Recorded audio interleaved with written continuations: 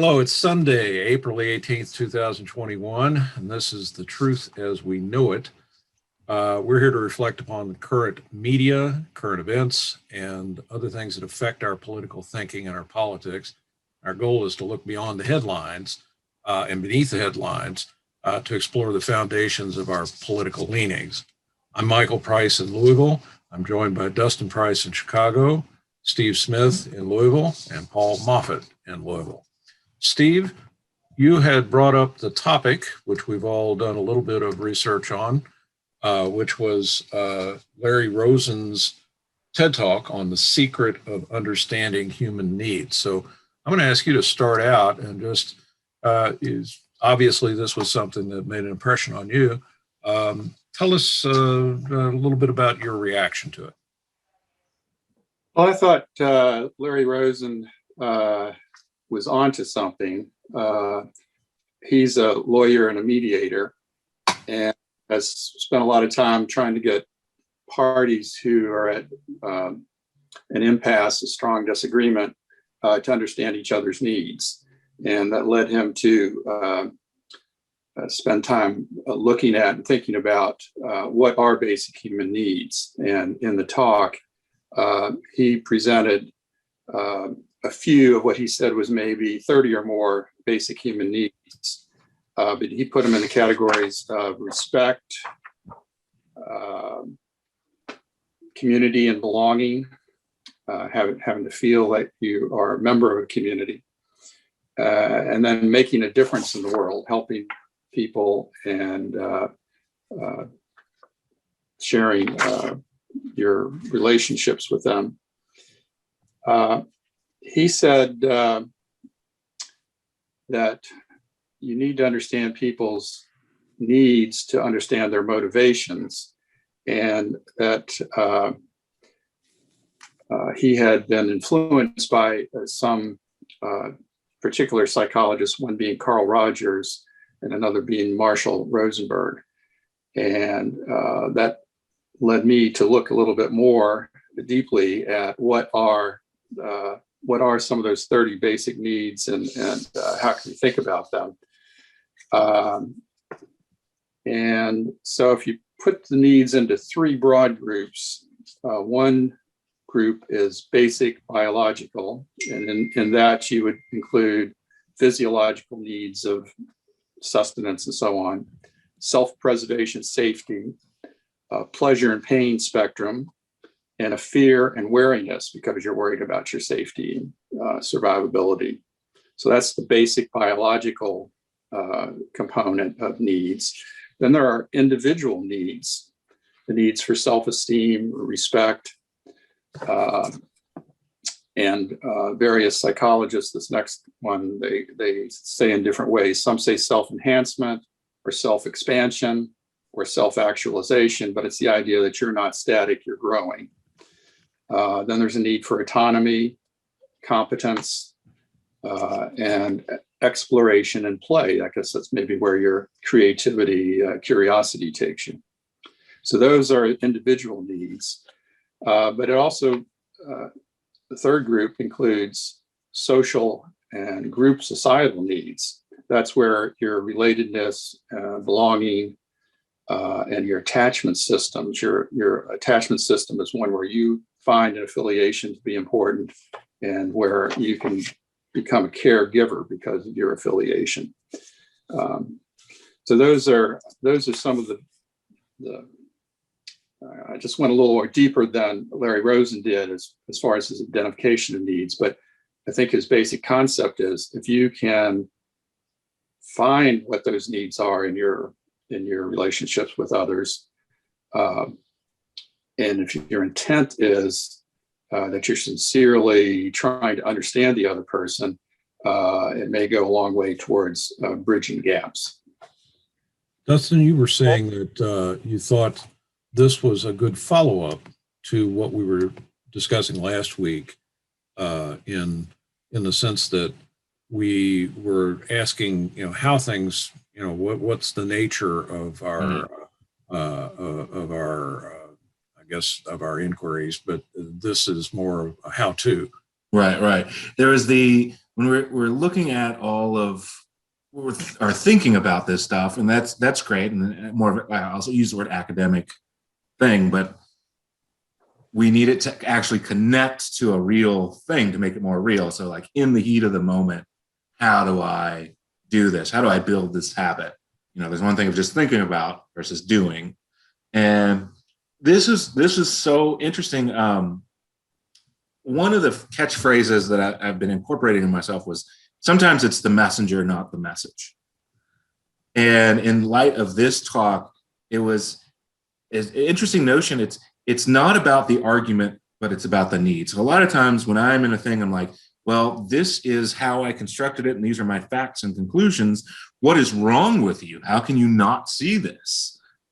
And I'm not arguing the facts. I need to remember I'm talking to another human being. I'm not doing a math proof. I'm not working on the computer. This is another human being. So how do I do that in the moment?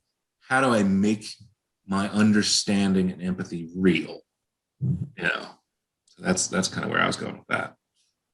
Paul, the one thing that Dustin had mentioned also was the idea of making positive statements rather than negative statements, and how it was more effective to tell people what you believe in rather than critiquing what they believe in. I don't know if that is something that you've given more thought to, but even beyond that, what's your reaction initially to Rosen's presentation? My initial reaction was, boy, have I seen this before. And not from him, but from somebody else. In the world of being in social psychology, this is bread and butter. You get it all the time. How to do this, to make people do that, how you do that. Personally, I like Carl Rogers a whole lot, and if you don't quite know what that is, he's the answer a question with a question guy, which can drive people crazy when you do it. But if they don't know what you're doing, it can be very effective. Yeah, I don't know. I mean, I get like, how much time do I have to go through these many different ways of saying, pay attention to other people, okay, and keep your mouth shut. And, and you're going to go, you're going to find out a whole lot of things. And what you may find out is you don't really want to know a whole lot of things about somebody. You may decide, I don't really care, which is another problem all to itself. But it's not all to that point. It comes down to that. TED Talks are like, what would be an analogy that would say, here, this is something fairly not real deep, but it has its uses. All right. And basically that's it. If it appeals to you and you like what he says and think you can apply it here and there, great. He didn't say anything that's going to cause anybody too many problems, aside from people who don't like to be questioned. And there are those folks. But mostly it's about listen, and listen. So it's a sermon, not a law. Yeah, well, something to that effect. So yeah, a long time ago, quit trying to sermonize with anybody. It's mostly people don't pay attention. And I do know if I want something, I start asking questions, and that usually gets me what I want. And that's kind of what I think about it. Yeah, one of the things I'd like to ask everybody is for examples. And I'll start off by saying that one of the things Rosen mentioned in his presentation, was doing the dishes and having his wife stand over his shoulder. And Dustin and I were mentioning that before. That has happened to me literally, that there are a lot of things that, when you're living with someone, everybody has their own way of approaching things. And you learn, I think, if you're successful, you learn when not to make a big issue out of something. And as I told Dustin, I was at a wedding of the son of a friend of ours a couple of years ago, and I pulled him aside after the ceremony at the reception. I said, I don't have a lot of words of wisdom about marriage, but the one suggestion is surrender right away. Don't fight it out and then surrender. Just surrender up front. You'll be much happier if you do.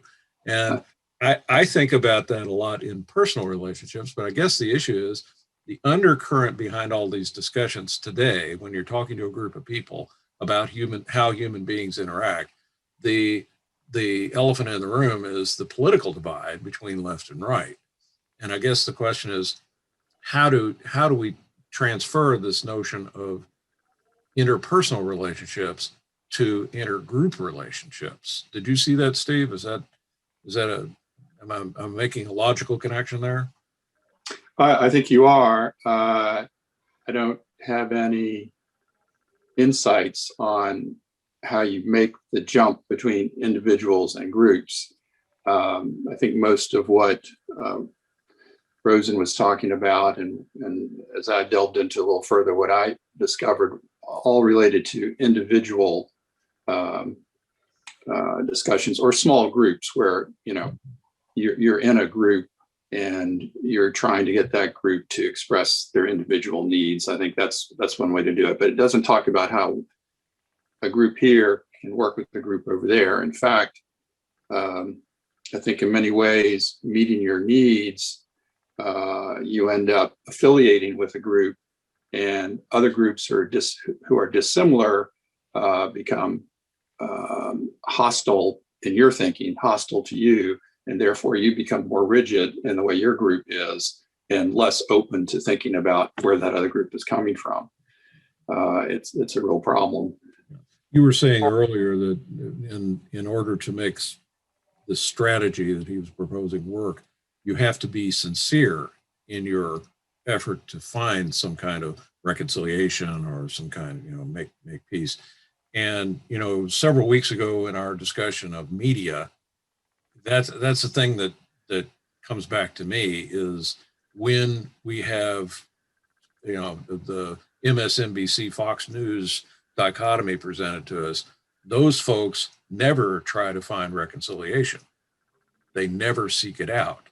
So they're never going to achieve it. It's a matter of ping-ponging back and forth to the point where I was watching someone on MSNBC and they spent a 15-minute segment criticizing Fox News.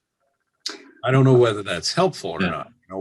Who is there? How is it possible to set up a strategy for reconciliation between the left and right when the forces are driving them apart? And they're doing it, I think they're doing it for, greedy reasons, to make money, to get ratings, that kind of thing. But if you must be sincere in your desire to reconcile, how do you establish that? How do you get to that point so that you can go through the process? Dustin, yeah, this is interesting. I actually, now that I have to admit, I haven't been thinking about group needs. So I want to go there, but at first I was using the word transform instead of or transcend instead of transform. This idea of, and I learned this a long time ago, if you are comfortable in your opinions, and basically if you have put in the work to determine what your principles are, then at least for me, it was easier to, okay, well, I'm just going to stop thinking about what I want. Like, I'm going to put this over here. I'm secure enough to know that it's okay. And I can go dive into some argument against it, and I'm not going to threaten myself. I can put it over here, and now I can think from your point of view, because now I have the courage and the strength to explore something else without it being threatening. I've already formed it.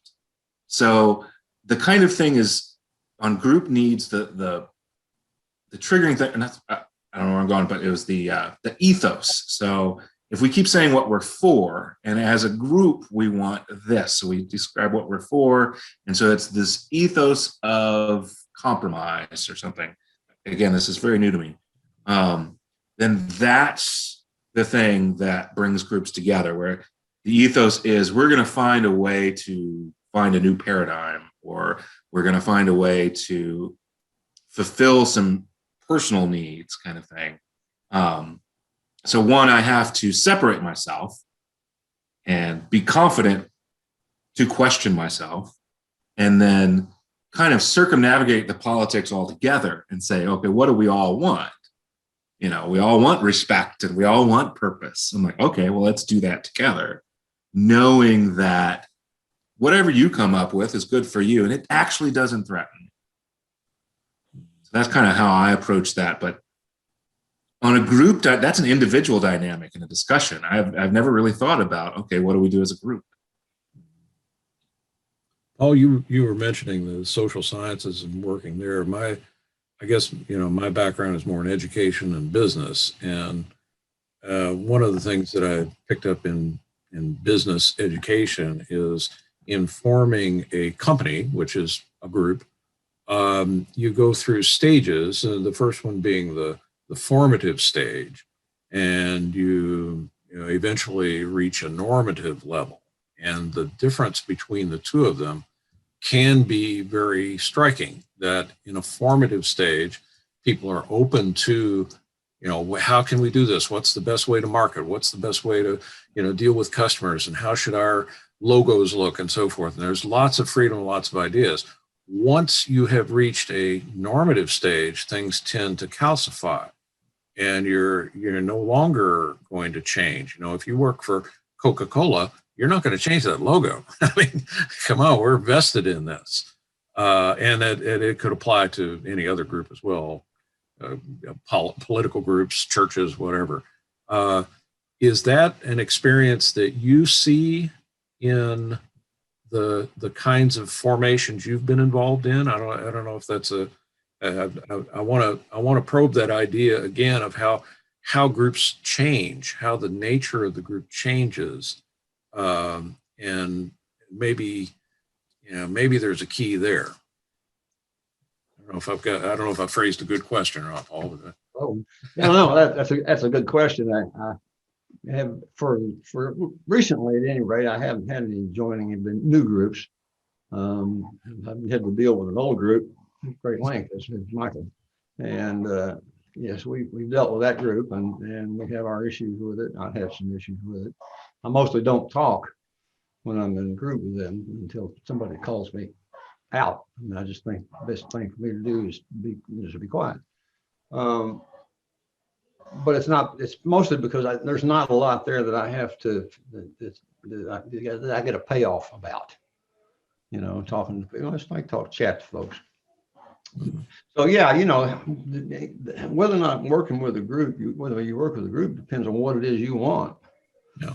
I mean, that's basically the bottom line. If you don't want anything, you can interact with them whatever, however you want. And if they bother you, you can leave. So yeah, there's that whole thing. And it's also, there's an age-related factor. You get older, you less decline to join the group simply because you don't want to do the work necessary to be in that group. Because we all have our experiences with groups, right? I mean, to some degree. It's interesting. Influence how we are reacting to people now. So that's kind of how. In the group you're talking about, I think I was the last current member to join the group. And I remember people, someone asked us at one time, how long has this group been together? And the immediate response was, well, let's see, we got together back in the 70s. And I interrupted. I said, no, when I joined, that's when this group was formed, because it's a different group now that I'm a member of it. And that didn't go over very well. But I think that's there's a truth in that the Republican Party today is not the same Republican Party that it was certainly in 1860, but also in 1960. It's a different thing, and it has to do with who's joined and who's left. So there is a change in a group that occurs with different individuals. I don't know, again, reversing that, taking it back to an individual level, is there a change that occurs psychically as you grow older? Do you become more or less receptive to new ideas, that kind of thing? I was very fascinated about that of the aging. As you get older, you get more conservative, like how to unpack that. And it just kind of flashed to me of like, you, when I'm saying you, and I'm not you three, but just the you in general, you don't get more conservative. It's like you've established yourself and the world has changed. So the world moved this way and you haven't. And Why, it's like, well, you spend a lifetime, you're not going to start out. It's actually impossible for you to really start over. You're not going to become 5 years old again. It's like you're here and the world moves. So it looks like you changed, but you haven't. And so that's why a lot of older people get more resistant. And it's happening to me, and I'm sure it'll happen in the next 40 years because it was just, the world has moved on. So I like that. Steve, you were talking about in your work, you were involved in transitioning and changing how people approach medical records and so forth. I know in my own case that there is a reluctance on practically everyone's part to adopt that new thing, that new technology. And I always felt like, I guess a lot of it has to do with working in computers, because during my lifetime, there were tremendous changes that happened with computers, particularly in the 80s. It was really transcendent. So, Paul, I think you can relate to this too. You learn a language, you learn how to program in a language, you get pretty good at it, and then suddenly there's a better language, a more efficient one. So you hang on, hold on, and try to do your old stuff, or do you say, well, screw that, let's go to the next one? And after a while, for me anyway, I grew to expect the change. The only constant is change, that kind of thing. But I was never overly invested in one thing because I knew something else was going to replace it. So a big thing was wired versus wireless, especially in schools. We invested a lot of money in wiring in schools. I can look back now and say, well, that was a waste of cash, but you didn't know. But as I said, I'm anticipating the change. And I think a lot of people have problems with that. They don't want to see the change. They don't, and I think that's an undercurrent of behind particularly movement on the right, that white supremacists are not trying to do something new. They're trying to hang on to a system that's antiquated and so forth. So I guess the notion of change, is that something that can we apply the same thing to an individual and a group regarding that phenomenon, changing circumstances? As you were saying, Dustin, I'm not changing, the world is changing around me. How does that affect the group dynamics as well as the individual? That's interesting to approach. Now, when Larry Rosen was talking, there's a thing called IFF in the military. It's the identify friend or foe. Right. And so you can tell if that other ship, you need to shoot it or welcome it in the conflict. And if we start looking at these personal needs, like it's what we're doing, it's the fight or flight. It's like we're identifying if this is good or bad. And so, and I don't have an answer. This is more of a question of, if we consider change as a friend or foe, I can see the conservative mind. I have a better understanding of how they can see it as a foe. And I kind of see how could they see it as a friend? I want to see change because I recognize that injustice is in the system, but where do I think change is bad? I have to think about that. But like, how can you reframe it where a conservative thinks change is good? Mm-hmm. I don't know where I'm going with that, but the friend or foe thing and the personal needs, mm-hmm. It's interesting. I don't know. No, in introducing new technology, which is something I did for a number of years, getting people to use their first computers and that type of thing. I look back now and realize that some of the things that I didn't do might have made me more successful. I seem to have focused on why I thought computers were good, and why I thought this was the thing that should happen. Whereas the people I was dealing with were saying, why the hell should I change? Why do I want to do this more work? I've already figured out how this goes. Why do I want it? What's my reason for shifting? Steve, did you encounter the same phenomenon of, trying to convince somebody that they need to consider a different way of doing things? Oh, exactly. But then there were some people who gravitated towards it, who were the early adopters, and I think their peers maybe saw them taking advantage and have the change work for them. And I was interested in the change and the change process and being a part of it, and volunteered to be involved in some of the changes. And I didn't know it at the time, but it turned out to be a good career path, to just not stay in one place, but to keep learning new skills and taking things in new directions.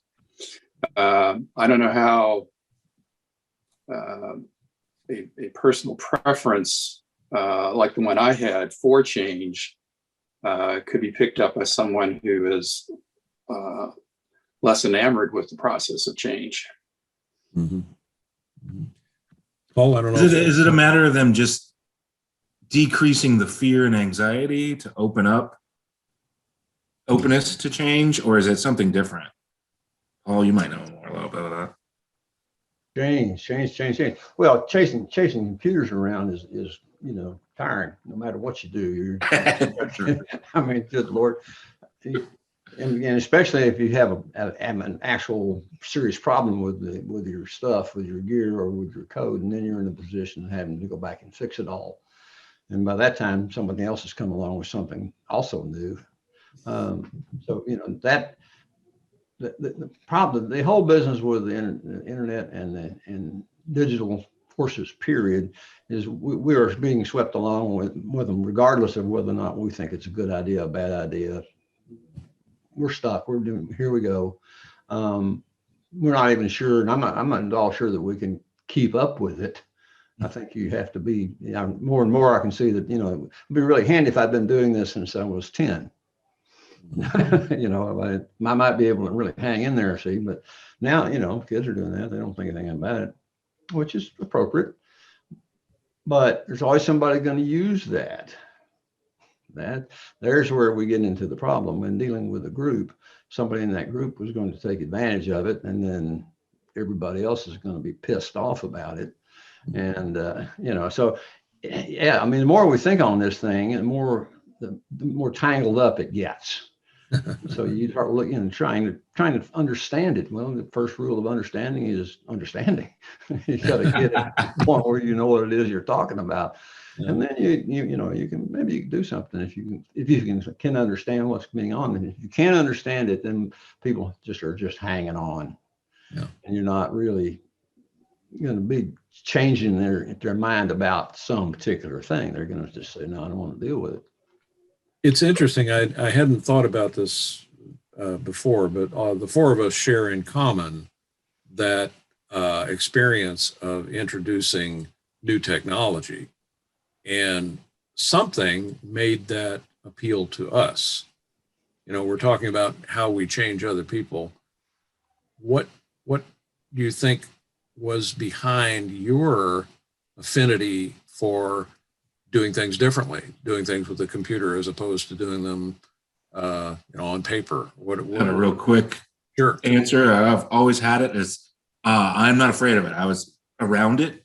Mm-hmm. So I love problem solving, just like most people, men in general. And this was a way to do it, and art and creativity, this was a way to do it. And it was just it was familiar. So that was it. Generate fear. Yeah. Was that the same for you, Steve? Was that, you had a natural kind of affinity for this because you weren't afraid to dig into it? Yes, that's certainly part of it. I think the problem solving was also where I was. Problem solving, efficiency, taking steps that were very slow, labor intensive, manual steps, and having them be more automated. Not too long ago, I took a look back through some of my files, personnel records from my work experience, and government employees, you get a lot of training opportunities. And I have a certificate in there for training on word processing. Okay, so pre-computer, I was helping You're a saint. I was helping the secretary in our, because an analyst, a professional, didn't have a word processor. The secretaries had the word processors, which was a step up from electric typewriter, right? Now, the secretaries didn't think it was a step up because they knew how to use electric typewriter. And, you know, if you made a typo, you put the whiteout on it, you fixed it. And that was a real issue getting the word processor to go. So at the time, I mean, I was helping a group of people, but everybody who was an analyst was in my same shape. You would handwrite the document, what it is, a letter, memo, whatever. You'd handwrite it, hand it to the secretary, and they type it on the electric typewriter, or now type it into the word processor. And that at the time was supposed to be a little easier because when you needed to do an edit, they could just go and edit and re-put it out. Well, again, this was not a great deal for the secretaries because now they had to learn all this new stuff and they couldn't do it as fast as they used to. And it was a problem. And even some basic things like, okay, they were using the floppy disks. The secretary's typing stuff, saving it, comes back to me. Okay, I need to edit it. She goes to get the floppy disk, put it back in, and the file's corrupted. How did that floppy disk file get corrupted? She used to use the magnet to put it up on the side of her. Whoa. A little sticker on the side. So, you know, while we're talking about the computer systems, because we've delved into them, you also have to think of it as part of a environment, a social environment, as you're making the change. It's not just what the computer can do and how it can be efficient. I mean, I thought spreadsheets were the best thing that ever came out when you know I was doing budget things, and I can now do it in a spreadsheet. Oh my God, that was great. But that's just my part of it. You got to think about the whole system if you're trying to implement a change. Yeah. And it's, well, folks, we're all in this together. How are we going to work through this? What do you need? What do I need? What's the organization need? What does our organization need versus other organizations? There's a lot to it. Yeah. And any human system's going to have a few flaws. Well, one of the things I mentioned before, the idea that, you know, when you join a group, it's a new group. When you introduce a new technology into any environment, it's a new thing. And I give a couple examples, and Paul, I want to draw on some of the things from your experience in this. For example, when the pandemic struck, people were feeling very isolated. What we're doing right now with Zoom has had a tremendous impact. Steve, the impact of spreadsheets back in the 80s, Zoom eclipses that. What people have learned to do is amazing. Within a year, we have probably the majority of the population who've learned how to use a pretty advanced technology, and they've adopted it. It's like, oh, sure, we'll do a Zoom meeting. So what is it that somehow allows them to change it? Well, I think it's taken the fear away. That when they see their friends do it, it's, well, okay, maybe this is not so hard after all. If you ask somebody, I want you to organize an online video chat with 5 other people, you know, you give it to them in technical terms, they're going to go, oh, no, I can't do that. But if you turn on the computer and there's their friend and they start talking to them, that's a different thing. And you know, I think Steve Jobs had it right, you know, computers for the rest of us. He wasn't interested in teaching people how things worked. It was more, just use the damn thing, you know, use your iPhone, use your iPad.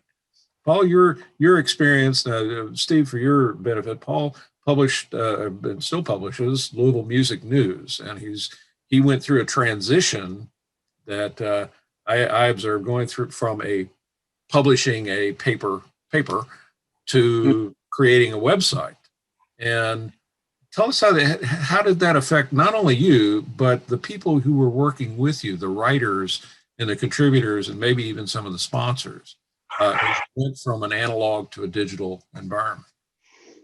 Well, first of all, I started using databases way back, yeah, early 90s, because I had, and had subscribers and I had to send it to them, and I had to print out labels, and that, that was a whole lot easier to do with the computer.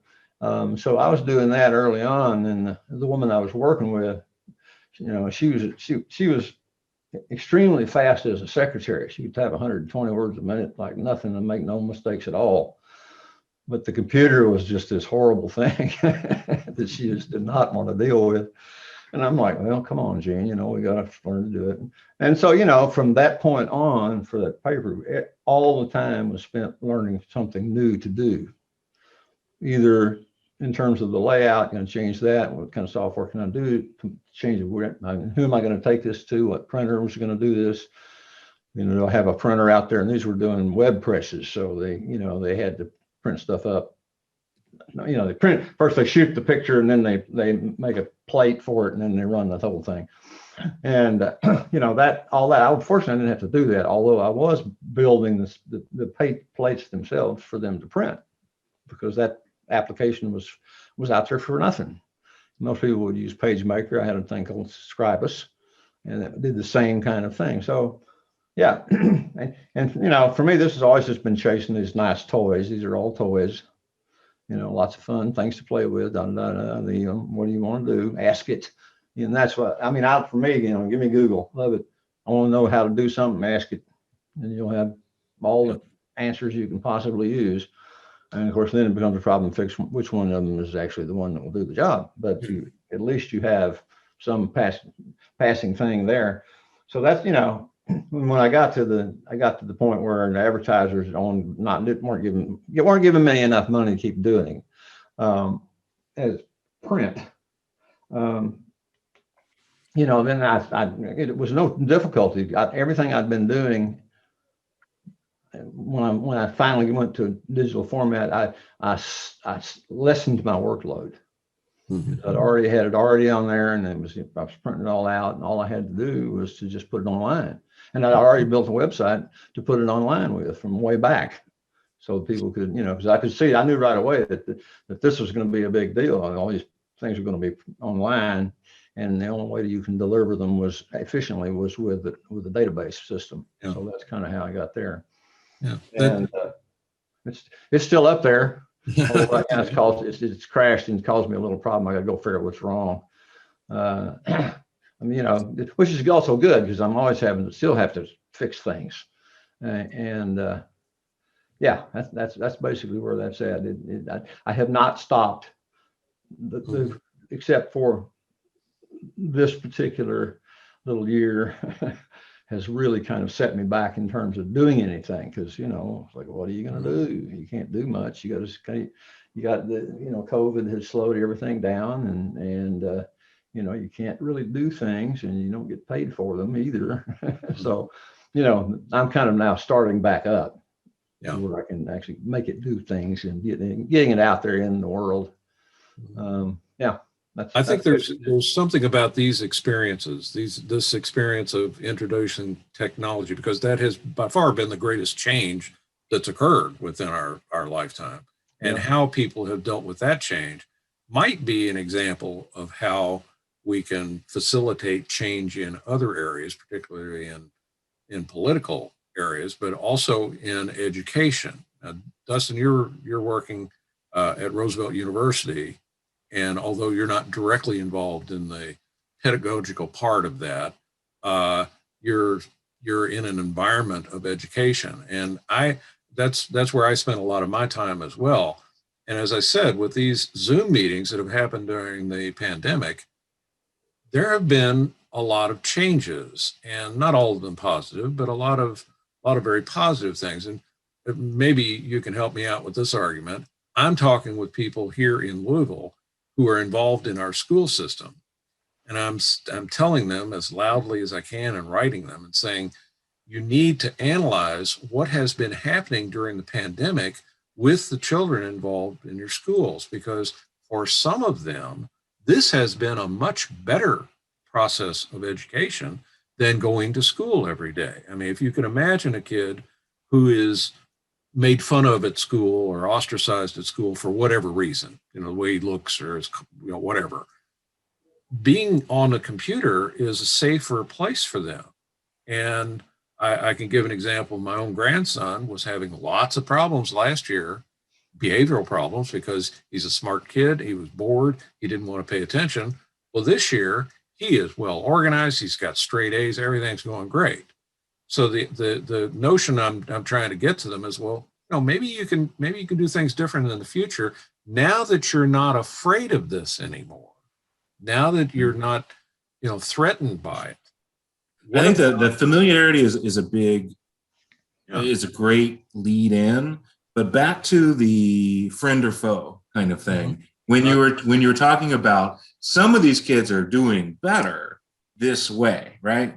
Now I can imagine an educator, the thing they're for is helping children get educated. Like they're right. In it for a positive thing. And if it sounds like you're coming along saying, okay, I know the thing you dedicated your life with and you felt was the most important, wonderful thing in the world, I'm going to tear it down. Like I can see that as an attack if phrased a certain way. But if it's okay, I know you like kids. This is what you're for. Like, I know you want to help them. And some of these kids we can help this way. So it's just that slight, it's expressing your understanding of their intent kind of thing of like, yeah, I'm going to help you help kids. And I'm not going to disrespect the other ways you're helping. Like, I'm not saying we shouldn't do any, like, I have a bad thing. I was like, I want to get rid of the factory system of education altogether. But if you've been a teacher in the factory system and it's like, you just invalidated. Like, so again, just saying what you're for kind of thing.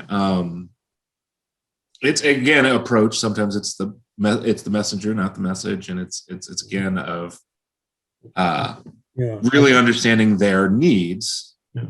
And then you can speak to what you just change the language. Again, what a politician does, if like, no, you're absolutely right. Here's a way to be even better. No. Well, in some cases, the threat is real, and perhaps it should be. I mean, yeah. if 40 years ago I was the owner of an asbestos factory, and the law comes along and says we're going to make asbestos illegal, I say, well, how can you do that to me? That's my living, So there are cases where you should stop what you're doing. You need to change. Oh, absolutely. What you're doing is really hurting things. Yeah. But do you coerce or do you inspire? Well, that becomes the issue. Steve, back to what you were talking about, I think last time, about this process that Jonathan Haidt mentioned of having the groups pool their money, and then we eventually shifted to a punishment, which got things done. There are some cases where you have to punish people for not doing what the desired outcome is. So I don't think this is just a matter of how can we make everybody feel good about everything. In fact, I think that's one of the things going wrong with many movements, particularly among young people, is we want everybody to feel good about everything. Well, that's not going to happen. It's not even a laudable goal. But anyway, I may have steered us a little bit off topic, but I am intrigued, Steve, with this idea of understanding what a person's motivation is and using that understanding to at least affect your relationship with them, if not, cause them to change. That it's something that I guess subconsciously I've realized, as an educator, you have to understand how that student is responding to you before you can trip. They're not attacking you; they're defending themselves. Right, right. Well, if you again goes back to your intention. If your intention is you do care about the other person, you have the empathy, you want to recognize the person in them, the life in them. then you're going to care about what their motivations are. And hopefully that comes across and you're trying to discover what those motivations are. And Dustin, I think your idea of talking about what you're for is a way to lower the threat that you're presenting to them is a good one. Because I think to get the understanding, you really have to be non-threatening. You have to come across as somebody they can trust. I'm not going to say come across, but I mean, you have to be somebody they can trust. you have to be able to ask the questions that get down to the basics. What do you need in this situation? You have to be able to express your own needs. What do I need in this situation? Now let's see if we can find, if we've got our needs on the table, see if we can find some request that we would make of the other person or that they might make of us to move our issue, our problem solving, our joint efforts forward. Well, this has been good today. You have something else, Dustin? One more thing before we move off was the on the Larry Rosen talk. One of the other things he had mentioned, I found so interesting. This was that revenge is not a motive. Mm-hmm. You know, it's I'm going to seek out vengeance in a way for you to understand my pain. And of course, he says it much better. But that the revenge isn't the motive; it's the I have pain and you're not hearing it kind of thing, and which led to understanding is not condoning. And this was a big thing. And my personal example you asked first was, I remember on 9/11, sitting in there, and of course, I'm in Chicago, not New York. And the first thing I did was write a letter to the American people, basically asking them not to overreact. That's kind of what I did. Everybody was like this. I was responding to everybody's kind of fear, and I was anticipating misuse of the fear because I've seen it before in government. And I'm like, well, we've seen this before. We know what's coming if we're honest about it. And the thing is, when I do things like that, I become associated with that danger. It's like if I'm telling you, calm down, I'm on the other side. It's like, even though I'm not part of the other thing, I'm associated with that. And it was this, I'm not condoning terrorism, but they did say the three things that they did it for. And it wasn't because they hated our freedom. It's like they listed it out, and everybody kind of forgot over that part of stuff. And two of those things were, if not reasonable, maybe not reasonable or justifiable, but still worthy of discussion. Maybe we shouldn't have troops in the Middle East. I don't know. But this whole idea of the revenge is not a motive. You got to go deeper and deeper. And just because I'm not railing in your manner doesn't mean I'm your enemy. Mm-hmm. Mm-hmm. No.